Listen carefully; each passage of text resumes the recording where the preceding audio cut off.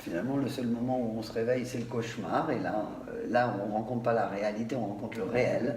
Donc ça aussi, toute cette année, je crois que ce sera très important d'approfondir la différence entre la catégorie de la réalité et la catégorie du réel telle que la psychanalyse l'engage. Parce que le délire, c'est finalement, quand Lacan dit tout le monde délire, eh bien ça veut simplement dire que tout le monde est dans une réalité qui elle-même est une construction métaphorique et une vision entre guillemets du monde. Alors c'est vrai pour le rêve, c'est vrai pour le fantasme, peut-être même c'est vrai pour l'acte manqué. Je pourrais d'ailleurs me l'appliquer à moi-même et voir quel type de délire soutient mon acte manqué, délire d'ubiquité. Mais ça, c'est certainement quelque chose qui aussi peut s'envisager dans une perspective différentielle. Voilà. Alors, peut-être le dernier point, parce qu'on ne va pas faire trop long. Et la psychanalyse, alors, docteur Matet, c'est un délire. Oui. Alors, c'est ce que disait Freud, d'une certaine manière. C'était la fameuse paranoïa inversée de Freud, d'une certaine manière. Il en avait l'intuition. Et d'ailleurs, Freud lui-même, quand il fait la grammaire du délire de Schreber, c'est pas sans rapport avec ce que sera la grammaire fantasmatique énoncée par Lacan. Donc on voit bien comment il y a une familiarité avec ces constructions, même si effectivement elles ne se confondent pas, parce qu'il ne s'agit pas pour autant, dans l'enseignement de cette section clinique de cette année, de dire qu'on va confondre le délire paranoïaque et l'hystérie, ou le délire paranoïaque et la névrose obsessionnelle. On va opérer ces distinctions, mais justement pour... Non, mais par exemple, je vais donner un exemple, je ne veux pas développer un cas clinique, mais il me semble d'ailleurs qu'on avait évoqué ça dans une des conversations, je ne sais plus laquelle, mais il y a une... Oui, ça avait été évoqué comme quasi-Oedipe. Autrement dit, dans certaines cures analytiques de sujets psychotiques, il y a une construction édipienne, absolument, qui, en quelque sorte, fonctionne, comme disait Miller, comme suppléance à un trou, et qui est une utilisation de la théorie analytique. Absolument. Qu'on peut nous qualifier de délirant, mais qui ne l'est pas en fait, qui est juste un quasi-Oedipe. Ce qui montre d'ailleurs que l'Oedipe, c'est aussi, d'une certaine façon, un quasi-délire, délire freudien. C'est pas le délire de Lacan, et d'une certaine façon, moi je serais quand même amené à différencier, malgré tout, ce qui se passe dans une cure analytique d'une construction délirante. J'en ferais plutôt un délire à l'envers. Finalement, dans une cure analytique, on commence par le délire familial, l'interprétation oedipienne de son symptôme, de son malaise. On pourrait même dire qu'on construit un point de perplexité initiale. Et on construit parfois même un point d'énigme. Un phénomène de type un peu persécutif. Ma maman qui était tellement méchante, elle m'a ravagé, mon papa qui était comme si tellement jouisseur, qui m'a... Bon. Donc il y a ça dans une cure analytique. Mais l'objectif d'une cure analytique, et les témoignages de Passe le montrent quand même assez clairement, c'est quand même de réduire tout ça à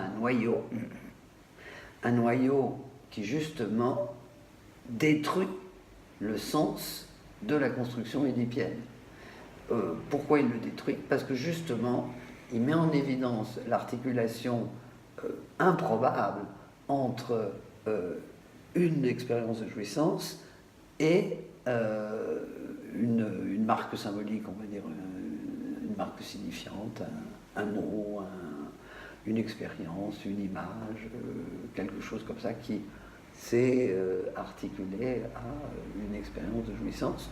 Donc ce petit noyau-là, d'abord il se démontre comme parfaitement contingent et non pas nécessaire, de pur hasard, ce qui est la définition du réel lacanien, qui n'est pas le réel scientifique.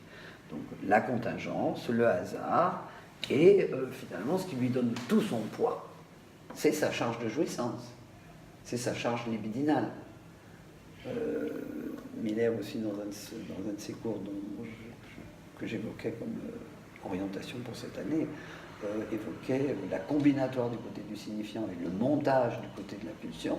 Bon, ben, ce noyau qu'on cherche à atteindre en analyse, et on atteint parce qu'on le construit, hein, tout simplement, qu'on le construit au hasard d'une équivoque, et bien c'est un moment, cette équivoque restaure le moment de l'union improbable entre, non pas papa et maman, comme dans le dé, mais de l'union improbable entre un mot ou une image et une expérience de corps dans la jouissance.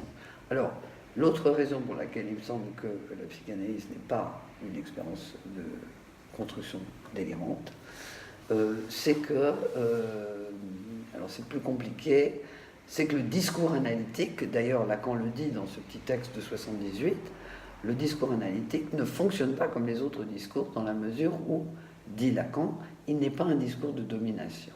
Alors qu'est-ce que ça veut dire un discours de domination ? Ça veut dire aussi qu'il n'a pas le même rapport à la réalité que les autres discours. Exactement. Hein, et que c'est ce qui permet à l'analyste, d'ailleurs, d'occuper une place pour le sujet psychotique.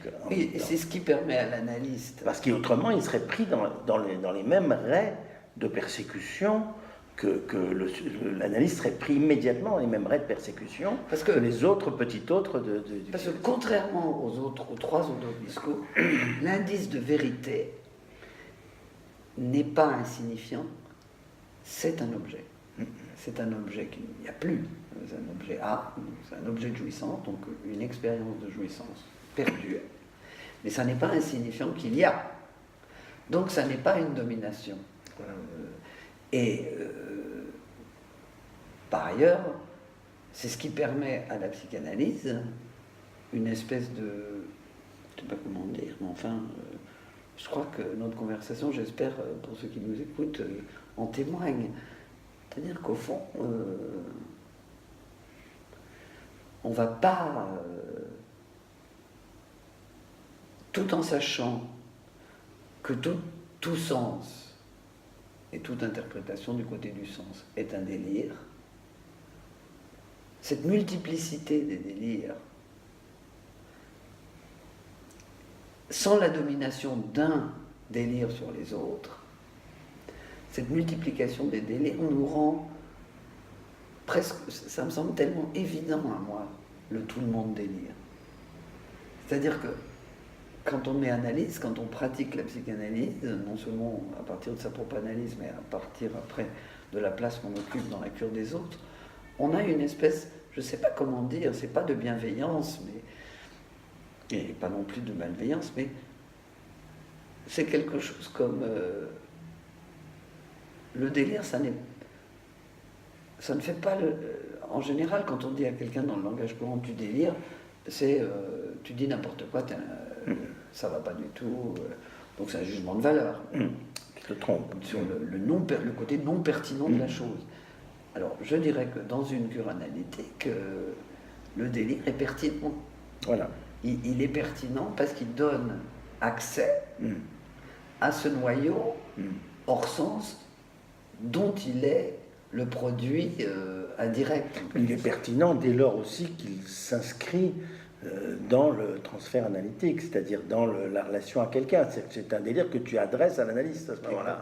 C'est ça qui fait la grande différence. Parce qu'après tout, on pourrait se poser la question... C'est ça qui permet d'en décoller, voilà, de réveiller un peu. Voilà. Qu'est-ce qui fait la différence entre les délirants qui vont voir des analystes et les délirants qui se retrouvent à l'hôpital psychiatrique?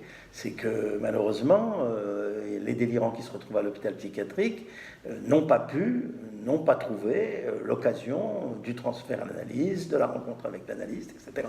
Ça n'a pas été possible pour des raisons diverses de contingence ou de la fixité de leur point de croyance. Ils ont un délire un peu trop déviant par rapport au discours de domination. Voilà. C'est-à-dire que c'est peut-être aussi d'ailleurs pour ça qu'il y a beaucoup d'hommes politiques qui sont délirants au sens de la psychose, parce que finalement, comme ils sont en position de dominer le discours, ils imposent en quelque sorte leur délire à la multitude.